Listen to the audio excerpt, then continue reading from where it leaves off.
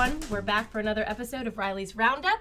We have Miss Angie Penn and Mr. Jimmy Shing, the founders of TKE, the Knowledge Exchange. So I'm really excited that you guys are here. We're going to dig deep into the nonprofit, but first I want to get to know you guys.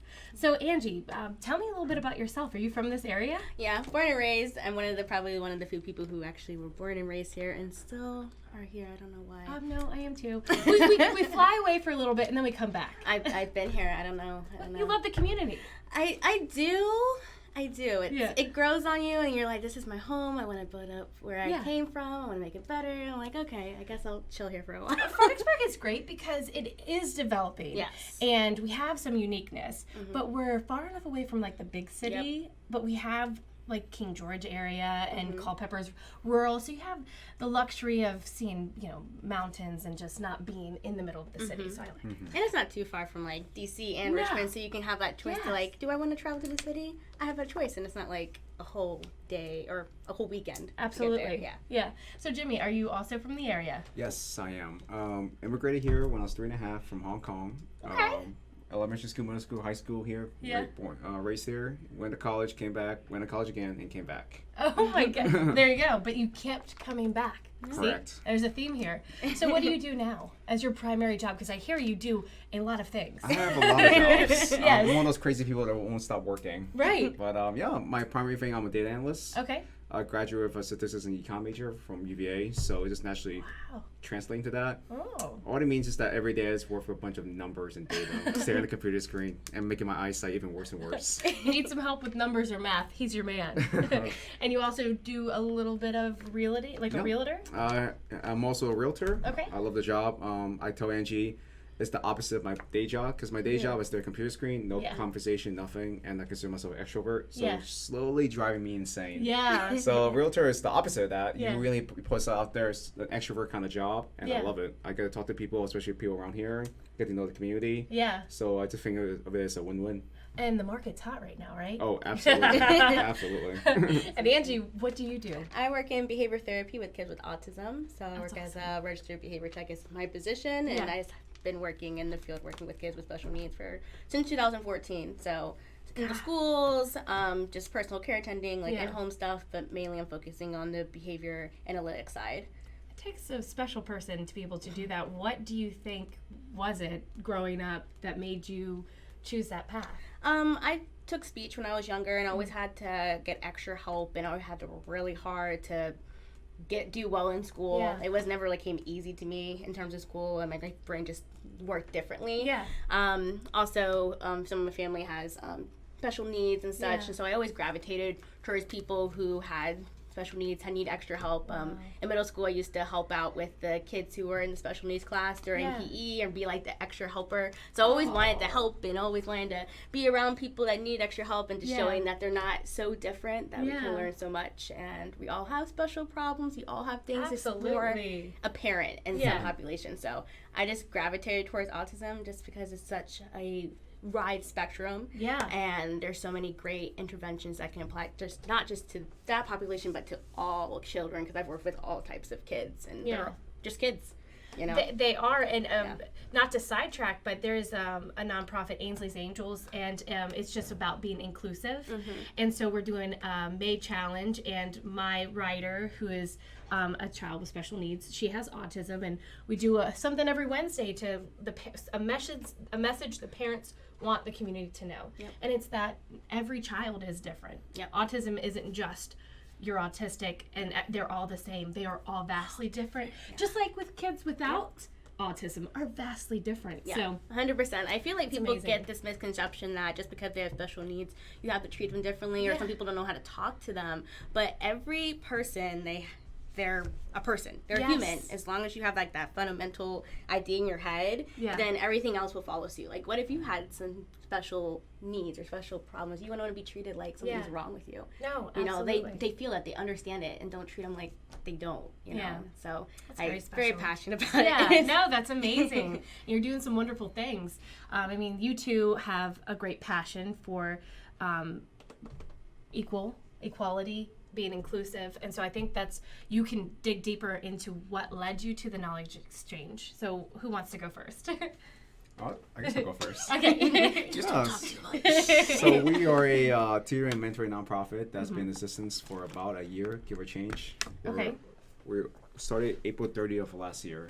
Oh, wow. And we started on the premise that we believe, of everyone in our organization, that quality education should be a right, not a privilege. And right now, especially in the market for the for-profit companies, we see that as anything but that. Yeah. You can ask any parent, you can ask anybody in general right now, tutoring costs an arm and a leg now. Yeah. And just to give some examples, some of the companies around our base competitors charge $50 to $99 an hour. While we charge about $80 a month, and we're very strongly moving to the part where we'll be completely free and hopefully donor and partnership funded in the near future. So even though it's $80 a month, we can always strive to make it better going forward. No, absolutely. Yeah. So what are the kids that you plan on tutoring? What criteria are you looking for? Children in low income areas? Really anybody who is looking for services, because since we kind of jump started during COVID, times economically and financially were hard for almost everybody. Right. Mainly the middle class, even upper middle class, they struggled a lot because people lost jobs and things like that. So just having an affordable option so their child's education isn't always like the forefront of their mind. Like, of course, they're concerned about it, but then have to be able to provide extra assistance to their child that may be falling behind because of COVID. Everybody needs assistance. It's not just lower income. It's not just the marginalized and vulnerable populations. It's almost everybody, because our population of students come from children to adults. And it's just people who just need extra help at an affordable rate that's quality, and they'll take an individualized approach, holistic approach to their education. It's not just we teach to like a particular standard. Like we look at the Virginia standards based off of the school they go to, but also, do they need extra help in this area? Do they need a particular learning style? We work with the kid or the student or the adult to figure out what works best for them to be able to help them be successful in whatever their goal is academically. So are you two the only tutors right now? No, okay. I don't tutor. I worked in education with kids with special needs, so I was like, okay, you can do 2 plus 2. Okay, George Washington did that. Okay, awesome. I don't do that. I do the marketing, so I'm the chief marketing officer for Knowledge Exchange, so just like that relational, like connecting with people and just letting people know who we are, what we're doing. We have upwards to 30 tutors, upwards to maybe 40 volunteers total that help out with our organization. 40 volunteers? Yeah. That's fantastic. It really just came from like COVID opened up the floodgates of just opportunity for connecting with all types of people everywhere. We have a partnership with a student initiative called Arch Tutoring. Tutoring that's in California. And they helped us out with a lot of tutoring just because they want to connect with people on a completely different side of the country. Just different teachers, people who are engineers, like all types of people who have a passion for education that want to give back. They have the opportunity to tutor. They don't have to have any special qualifications. We really have a wide variety of tutors. A good chunk of it comes from University of Mary Washington. A lot of education majors or just majors that want to get more experience and give back to the community. Like Angie mentioned, we have a bunch of people from Dahlgren, surprisingly. Engineers, that kind of stuff, that choose some STEM subjects. So a lot of professionals that are willing to have a spare time, want to give back to the community and share their expertise. So it kind of looks like a bright side of the pandemic. People changed maybe their heart, and instead of keeping most of their personal time to themselves, they're giving back. Absolutely. Wow. Exactly. It's like reevaluating, everything that they're doing, being like, oh, maybe not everything has to do with me going to work and coming home. Maybe I want to give back and help as well, because this whole COVID showed a big disparity and gap in our education system, especially. So absolutely, we can go on days. Sadly, because we're still analyzing COVID impact on students, but the preliminary studies are very bleak, to say the least. The most extensive study right now is done by McKinsey & Company, one of the largest consulting firms in America. Okay. They did a really extensive research back in December, and they said on average, students are 9 to 12 months behind.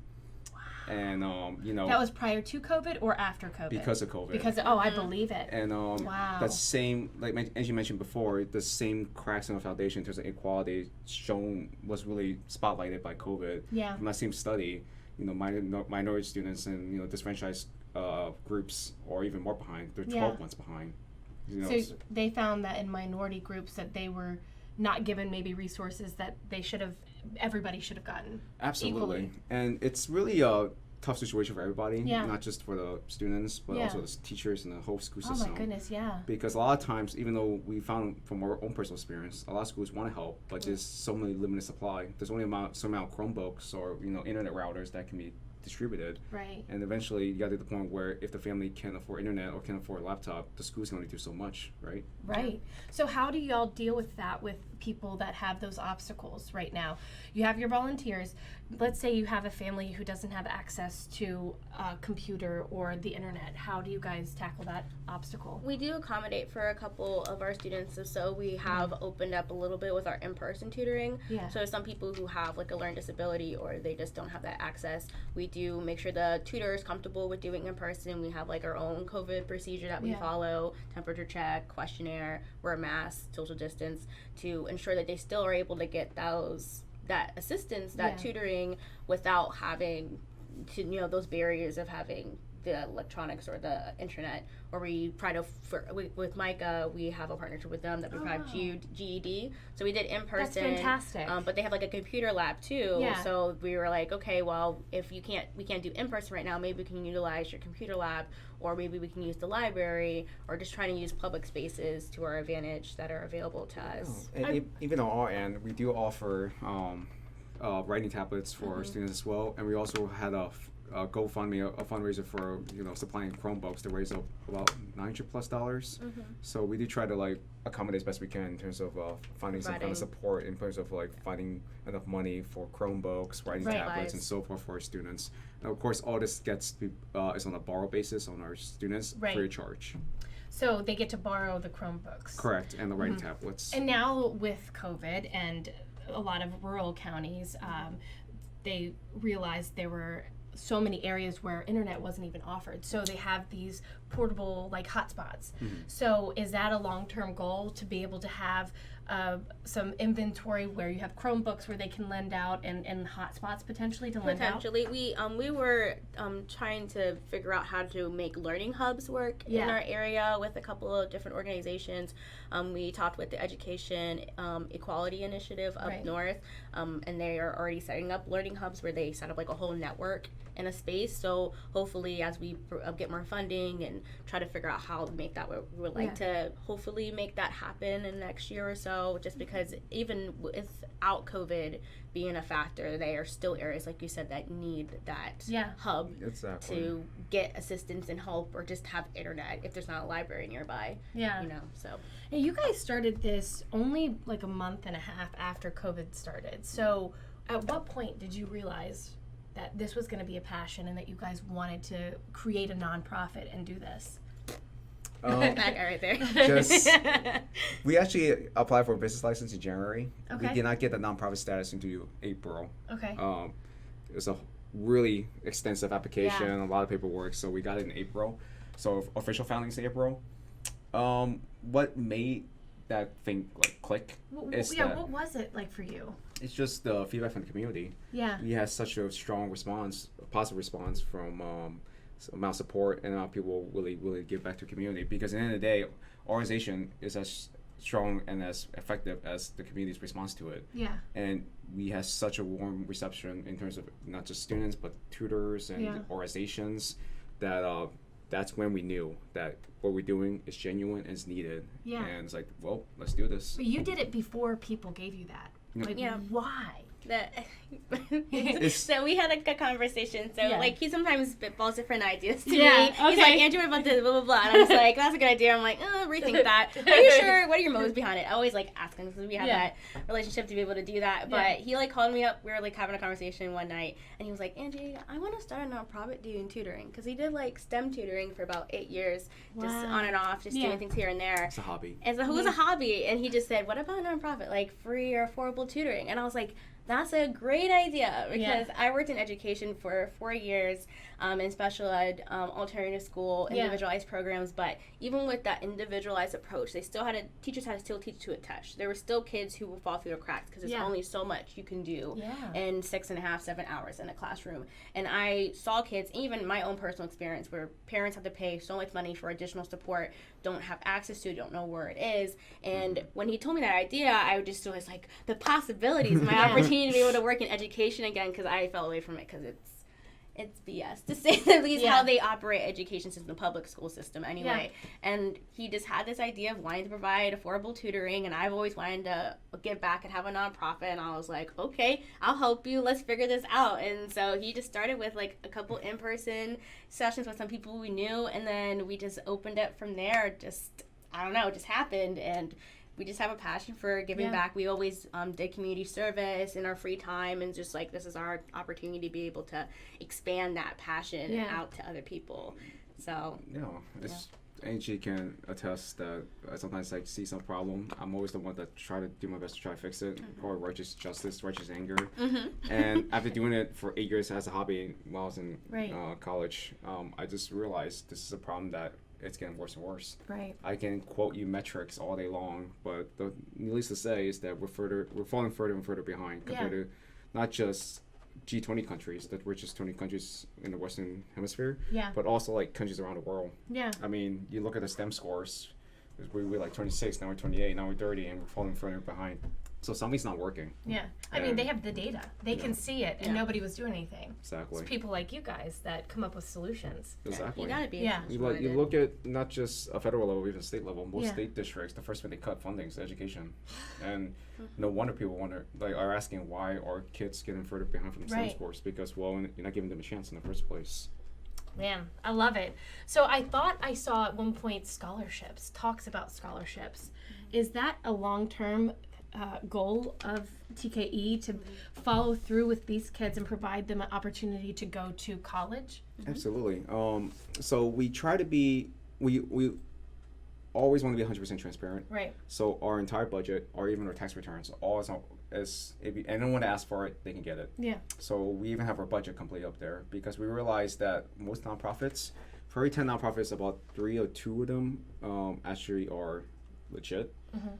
From like personal sources, a lot of them are there's no easy to say that, but tax dodges. Yeah. So we try to break that public perception, try to be 100% transparent. Right. So from our budget, you can see that about 10% of any funding we get goes directly towards that kind of things, like scholarships, because it's a way for us to give back. Yeah. So we emphasize anyone that works under us in the future. When you introduce payroll, we want to pay everyone well. Yeah. And anything that we have reserved extra money, we always want to try to give back as much as we can. So about 10% of every funding we get are reserved for charitable donations like scholarships and so forth. And we do try to aim it for that kind of particular field. Either be STEM focus or whatever that particular donor in particular that wants to emphasize that scholarship. Yeah. So right now, that's definitely an initiative we are pushing. Yeah. So long term, it could be, depending on funding, but raising enough money to be able to provide Chromebooks to loan out, hotspots, free tutoring to those in need, and scholarships. Yeah. So if someone's out there and they're like, oh my God, I love this, and they want to partner with you, they want to donate, they want to be a sponsor, where would they go? How would they figure that out? They can go to our website, and that's the easiest way to donate. We have a nice big red donate button. Easy to find. Click on it. You can choose how to give one time, or it can be a monthly donation. We also have a Patreon, patreon.com /TKE nonprofit, and that's where they can choose either of the tiers to be able to support a student in their tutoring sessions. So $10 kind of like the base thing, where you provide one session for a student. You can pay $40. That's the next tier. You'll be able to provide 4 sessions a month for a student for free. Free of charge. They don't have to pay a rent cent. They're provided like supplies on the base level, books to technology, potentially opportunities to be able to really have a impact in that child's life by knowing their progress. Yeah. And then we have like a community partner tier that's for like $60 for businesses that take hold of, to be able to provide like 4 or 8 sessions a month for students. So just opportunities for people to be able to sponsor a student at any age. They have a preference, and they can say that, like, oh, I want to support a young woman, or I want to support a boy who has trouble in his math, or what have you. Then if they're comfortable and the family's comfortable, then they can have a part in that progress of that student and see how they move forward in their education. So our Patreon model is for either individual or organization want to directly endorse students and get monthly updates from that student. But for that is fantastic. Absolutely. I think that from a marketing standpoint, that is fantastic. Sponsoring a child, learning about, like, hearing from them, and I mean, that's amazing. But and we thought that's a good venue as a way for us because we get a lot of messages from people and organizations saying, like, how can we help? Yeah. So that's definitely one way. And another way is that if you want to form some kind of partnership, they email us directly at management@tkenonprofit.org. Okay. So, for example, we have partnership projects already with, like, St. George Episcopal Church, Micah Ministries. Like I said, we're in talks with Stafford Middle School. Yeah. Et cetera, et cetera. So a lot of local nonprofits in the area already, like, in talks with us and churches. Yeah. So we just, it's like we have this thing in mind. We want to support this demographic for X amount of time. Yeah. How can we work this to make this happen? So that's how most good things happen. Just two organizations that have a common cause that get together and talk. Hey, a smarter community is definitely a stronger one. Mm-hmm. Having knowledge empowers you, and that, I think, is a lot. Children at a very young age, when they start falling behind, because we at the Y we do something similar.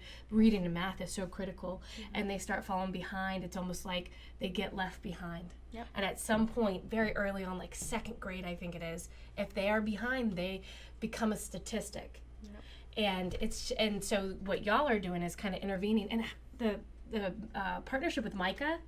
Those individuals, are at a low and don't have. Micah does a great job of providing the homeless with resources, but this is a different resource. I don't think anyone's ever done something like this for them. So that's fantastic because knowledge is power and it's confidence. Yeah. So I'm really glad you mentioned Micah because that was the GED students. Yeah. Just want to say that we don't just do K-12. We try to branch out to practical knowledge in general. Yeah. So GED.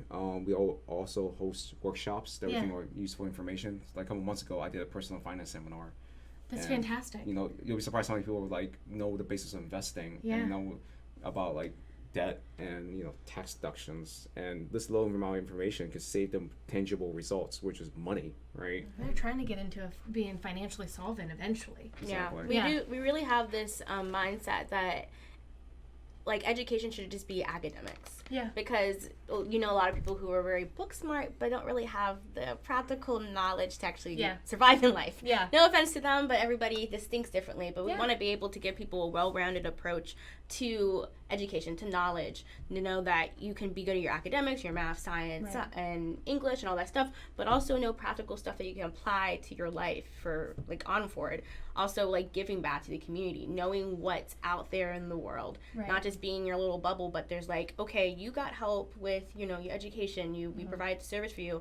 We also have a pillar of community service where we give opportunities to give back. Our summer program that we're launching in June is opportunity to have local students be able to get connected with organizations to help, like, teach tree Fredericksburg, planting trees, learning about nature, 5 to 16 ministry in terms of helping people with just cleaning up their yards that just can't do it themselves, or building things, or just giving children and adults exposure to people that need help just like them but in a different way, and just giving back what they have been given to them. So we just really want to emphasize that, it's nothing wrong with getting help. Everybody needs help. Everybody needs assistance.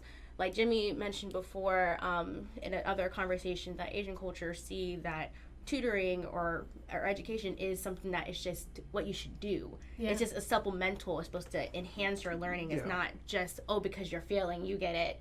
That's our perception. If you get tutoring, something's wrong with you. You're not smart. That's an interesting. That's not how it should be viewed. I'm really glad they mentioned that, Angie. It's a cultural thing. Yeah. In Asian countries, we don't see tutoring as something as like, he or she is behind. Right. If you don't have tutoring, you consider the odd one out. Because it's considered a necessary supplement of school. So either you're a straight A student or less so, it doesn't matter. Everyone gets tutoring. It's just more academic focus, I guess, in Asian cultures. So we're trying to, I guess, have like a kind of a paradigm shift in sort of American culture as well, by saying that tutoring is not something you see as like a problem, as some kind of thing you be ashamed of, whatever. Yeah. So just think of it as like a natural supplement or something that is part of an integral life of a student, which is academics. I mean, just like with sports, they don't just play the games; they practice. Yep. Exactly. So that's fantastic. It's like working your brain, your mind. Absolutely. Yeah, because we have a student who is a straight A student. He's exceptional with academics, but he wants to learn coding. So he's learning coding. He's preparing for high school placement tests. So we're preparing to help him do that. You know, like, yes, there's kids who are academically exceptional. You know, Jimmy did a mentorship program for children to help them get into governor's school. For a time it was like a trial run, but we want to be able to provide that every year to help students that are exceptional, that are gifted, help them get even a step ahead, you know, helping kids that quote unquote don't be classified as that, but show them that they are just as, you know, special or as great as any other kid. It's like every kid has their own, every person has their own goals, and we want to help them achieve it any way possible. So that's it's fantastic. the theme is essentially making learning more natural. Yeah. And because right now most kids, they see learning as some kind of chore, and I can personally, from anecdotally speaking, that's the one-way sure of failure, because they just see it as something they gotta get over with. Yeah. But when you have the student naturally enjoy learning and make it a natural extension of like their daily lives, that's, from my personal experience, that's the key to success for many students. That's awesome. Oh, I love it. So $60 a month could sponsor a child or an adult, someone getting 8 sessions or 6 sessions? It's 2 weeks, so 2, 4, 6. Okay, so about eight. Yeah, and that's the highest tier. There's different tiers. We try to make it as flexible. It goes down to as low as $10. Well, you can do $10 a month. Exactly. Yeah, and sponsor a session for someone that is desiring or needing the extra knowledge. Exactly. 100%. Well, I appreciate your time. I know we're going to wrap it up here in just a second, but what does the future look like? What are the goals for this next year? We'll go 1 year. Very bright. Okay. Very bright. We're less than a year old. I mean, year and 1 month old. Yeah. And we already grown tenfold in both student and tutors. Yeah. And just recently we got nominated as the best tutoring company, best in the burg. Wow. Yeah, best in the burg in for a year. Fantastic. So the future is bright. congratulations. Yeah. And you know, I always raise the bar high for my team. Yep. So next year and go year from there, we'll grow. Okay. Yeah, like we really didn't we expected to do well, but not as well as we did. And that's just a testament of the need and the heart of people and just finding a solution to the problem and the not the great situation of COVID. And we just want to continue just helping people in any way we can, education-wise, life-wise, what have you. So the future's bright, and we want to, you know, partner with more organizations and provide more of our services. And yeah, it's really open for anything, really. Well, that's exciting. I'm excited to potentially do some partnerships, but to see y'all continue to grow. For those that are watching, what is something you would each get a moment to if it's from your heart, if it's something about partnering with you guys, what would you like for them to leave off on? That you can have an impact any way possible, you know, just a little bit of just donating a little bit, just as much as you can do, or even donating your time is valuable. Just that little connection with somebody can have a ripple effect across. So that's all I can say. And just visit us on tknonprofit.org and just learn more about us and the heart of us. And if you're connected with us and what we've talked about today, then, you know, get connected with us so we can partner together. So that's good, Angie. I just want to reiterate our mission statement. Okay. Our company was founded on the statement that quality education should be a right, not a privilege. And every one of us in our organization believes in that wholeheartedly. We just believe that learning should just be more natural, more easy access, and in the end of the day, the community will always have a net positive because of that. Thanks. So awesome. So we have 2 young adults seeing a need in our community, and they filled that need. So if you want to partner, if you want to sponsor, please go to their website, check them out on Facebook as well, right? And knowledge is power. So we're going to leave off on that. Thank you guys so much for coming. It was so much fun, and we'll have you come back in a couple months and get some updates on how the summer went. Absolutely. All right. Well, thank you guys so much. Thank you for having us. Have a wonderful day. thank you.